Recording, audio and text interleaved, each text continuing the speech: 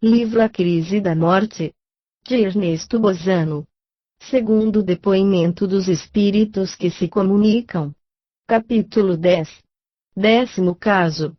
Tomo a revista Light, 1927, página 230. O diretor dessa revista, Sr. David Gou, precedeu a narrativa deste caso de uma breve nota, donde extrai os períodos seguintes. Os trechos que se vão ler, de mensagens mediúnicas, foram tirados de um longo relatório que nos enviou um ministro anglicano da Nova Escócia. O espírito comunicante foi, ao que parece, conhecida personagem americana, que ocupou, quando na Terra, alto cargo municipal. O médium, de cujo nome se nos deu conhecimento, é uma senhora distinta, muito conhecida, igualmente, pela elevação de seu caráter e pela excelência de suas faculdades mediúnicas. O espírito começou assim. Desejo principiar a minha narrativa, do dia em que deixei o corpo material no meu quarto de Blankville. Via quão grande era a dor que despedaçava a alma de meus filhos e muito me afligia o achar-me impossibilitado de lhes dirigir a palavra. De súbito, verifiquei que em mim uma mudança se operava, que eu não compreendia bem. Fui presa de estranha sensação que, conquanto inteiramente nova para mim, era um tanto análoga à que uma pessoa experimenta quando desperta repentinamente de profundo sono. No primeiro momento, nada compreendi, dada a situação em que me encontrava. Pouco a pouco, porém, fui percebendo o meio que me cercava, como sucede aí quando a gente desperta do sono. Vi-me estendido, calmo e imóvel, no meu leito, circunstância que me encheu de espanto, longe que estava de supor que morrera. Após algum tempo, cada vez mais desperto, percebi que minha defunta mulher se achava ao meu lado, a me sorrir, com uma expressão radiante de ventura. Esse nosso encontro se dava depois de longa separação. Foi ela quem me comunicou a terrificante notícia de que eu estava morto e me encontrava também no meio espiritual. Disse-me que, desde muitos dias, velava à cabeceira do meu leito, aguardando o momento de acolher o meu espírito e de o conduzir à morada celeste. Sentia-me de mais em mais revigorado por uma vitalidade nova, como se todas as minhas faculdades entrassem num período de grande atividade, após o prolongado torpor em que me achara. Era a sensação de uma beatitude difícil de descrever-se. Afigurava-se-me que me tornara parte integrante do meio que me rodeava. Minha mulher me tomou então pelas mãos e, assim unidos, nos elevamos através do teto do quarto, subindo para o alto, sempre mais alto, pelo espaço em fora. Entretanto, se bem já me houvesse afastado muito do meio terrestre, continuava a ter conhecimento do que ocorria em minha casa. Via minha filha acabrunhada de dor. Esse estado da alma parecia deslizar como uma nuvem escura, entre ela e eu, insinuava-se no meu ser, produzindo nele um sentimento penoso de torpor. Desejo saibam que as crises excessivas de dor, junto dos leitos mortuários, constituem imensa barreira interposta entre os vivos, que dela se deixam tomar, e o espírito do defunto por quem eles choram. Trata-se de uma barreira real e intransponível, que nos não permite entrar em comunicação com os que se desesperam pela nossa morte. Mais ainda, as exageradas crises de dor retêm presos ao meio terrestre os espíritos desencarnados, retardando-lhes a entrada no mundo espiritual. De fato, se é certo o que, com a morte, cessam necessariamente todas as relações entre os espíritos desencarnados e o organismo físico dos vivos, em compensação os espíritos dos defuntos se tornam extremamente sensíveis às vibrações dos pensamentos das pessoas que lhes são caras.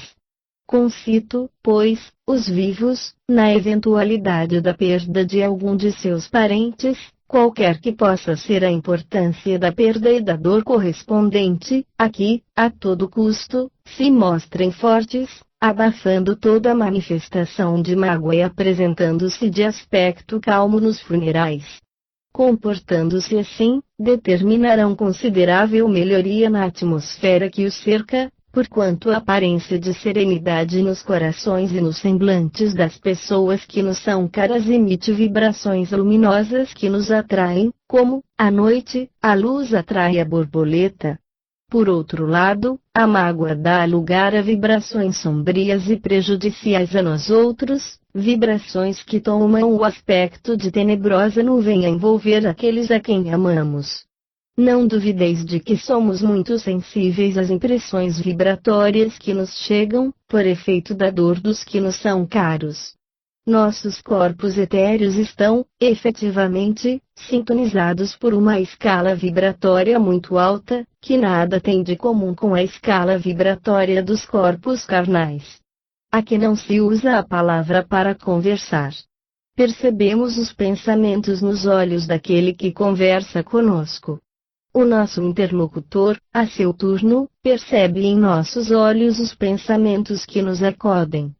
Desse modo, percebemos integral e perfeitamente a significação dos discursos dos outros, o que se não pode realizar na Terra. Logo que cheguei ao meio espiritual, tive a sensação de estar em minha casa.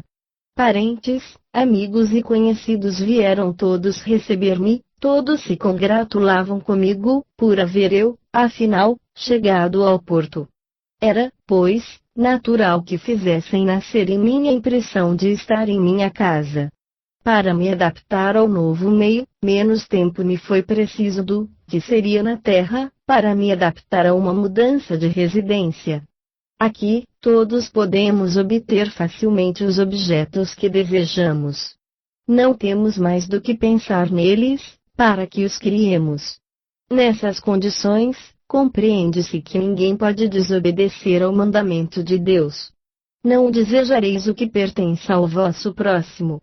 Nada que se compra com dinheiro, coisa alguma pode haver que tenha valor, senão para aquele que a criou, destinada a seu uso pessoal, por necessitar dela.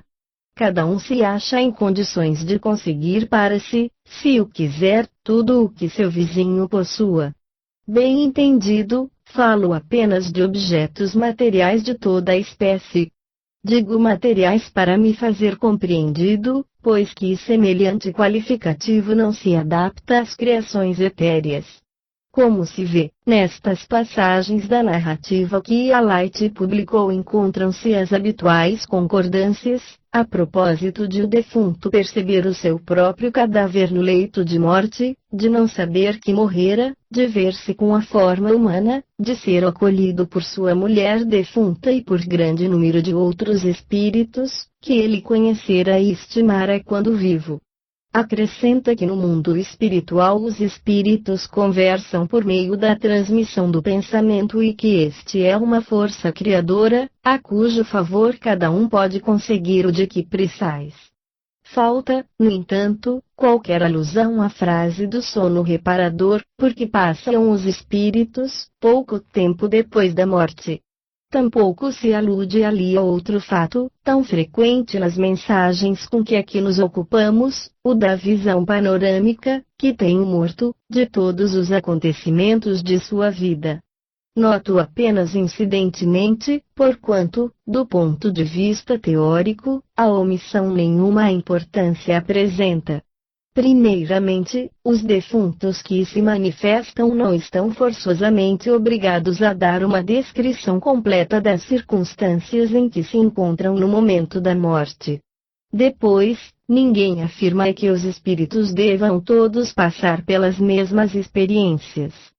Finalmente, a publicação da Light não é mais do que uma reprodução fragmentária das mensagens do espírito que se comunicou. O diretor da revista em questão fez mesmo saber a seus leitores que, por motivo de carência de espaço, suprimira a maior parte das informações, já muito conhecidas dos espíritas. É, portanto, provável que entre as informações suprimidas se achem as de que acabamos de falar. Outro ponto interessante da mensagem que se vem de ler é o em que o Espírito diz que a dor exagerada dos vivos, junto dos leitos mortuários de pessoas que lhes eram caras, constitui obstáculo intransponível, que impede o morto de entrar em relações psíquicas com os seus, acrescentando que, por outro lado, o estado da alma dos vivos exerce influência deplorável sobre as condições espirituais em que se encontra o espírito recém-desencarnado. Estas afirmações adquirem importância pelo fato de que muitos outros espíritos têm afirmado exatamente a mesma coisa.